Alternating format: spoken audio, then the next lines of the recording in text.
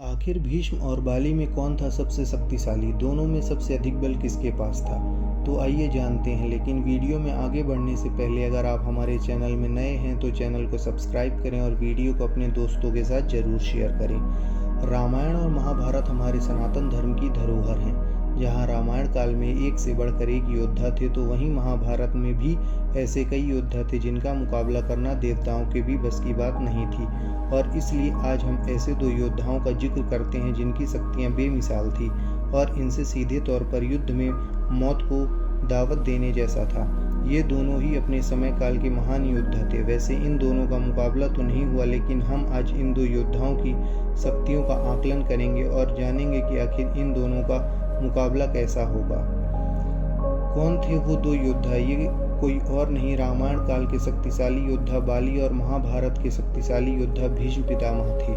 वहीं अगर इन दोनों योद्धाओं का मुकाबला होता तो फिर किस योद्धा की जीत होती? इस आंकलन को हमने 3 श्रेणियों में बांटा है। तो चलिए जानते हैं इन 3 श्रेणियों के हिसाब से किस योद्धा में अधिक शक्ति थी। पहला है वरदान की शक्ति। अगर बाली की बात करें तो वो किष्किंधा के राजा थे और शारीरिक बल के साथ साथ मानसिक बल के भी ज्ञाता थे।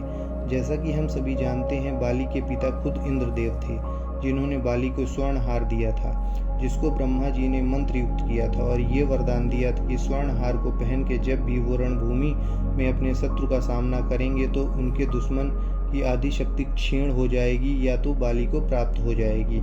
इस कारण से बाली लगभग अमर था। उसका मुकाबला करना किसी के बस की बात नहीं थी और ऐसे में बाली ने बहुत से युद्ध जीते थे। वहीं अगर भीष्म पितामह की बात करें तो उन्हें महाभारत का सबसे शक्तिशाली योद्धा माना जाता था, जिनका वध पांडवों के लिए लगभग नामुमकिन था। भगवान श्री कृष्ण ने छल का सहारा लिया और शिखंडी को ढाल बनाकर उनका वध संभव हो पाया।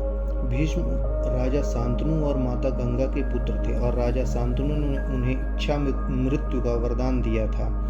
दूसरा है दिव्य अस्त्रों की शक्तियों का ज्ञान। जैसा कि आप जानते हैं, बाली के पिता इंद्रदेव थे। उनके कहने पर बाली ने ब्रह्मा जी की घोर तपस्या की, जिससे प्रसन्न होकर ब्रह्मा जी ने उनका मार्गदर्शन किया और बाली के गुरु भी ब्रह्मा जी ही थे। बाली के पास यूं तो कोई खास दिव्य अस्त्र नहीं था, लेकिन उनके पास एक शक्तिशाली अस्त्र था, उनका गदा, जिससे उन्होंने कई सारे युद्ध जीते।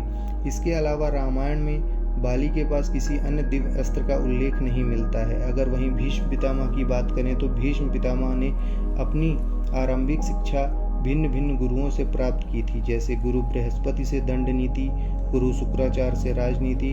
वहीं ऋषि वशिष्ठ से उन्होंने वेदों का ज्ञान लिया और परशुराम जी से युद्ध विद्या और धनुर्विद्या का ज्ञान लिया। दरअसल भीष्म पितामह के पास अनेकों दिव्य अस्त्र थे। अगर दिव्यास्त्रों को लेकर बाली और भीष्म में युद्ध होता तो इनमें कुछ दिव्य अस्त्रों का काट बाली के पास होता, लेकिन भीष्म पितामह के पास दिव्य अस्त्रों का भंडार था। इनमें से किसी एक दिव्य अस्त्र से बाली की हार निश्चित हो सकती थी।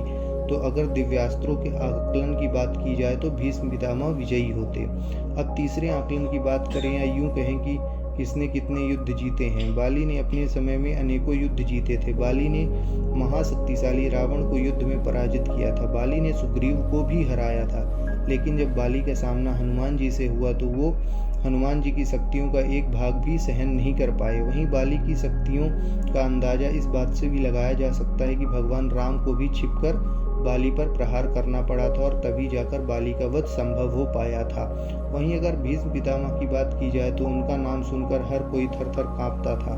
भीष्म पितामह ने कई सारे शक्तिशाली योद्धाओं को परास्त किया था। युवा अवस्था में वो अजय थे। उन्होंने चक्रवर्ती राजा उग्रयुग को भी अपनी शक्तियों और अस्त्रों के प्रभाव से मार डाला था। यही नहीं, उनका युद्ध एक बार उनके गुरु परशुराम जी से भी हुआ था, जिसको शांत करने के लिए स्वयं महादेव को आना पड़ा था।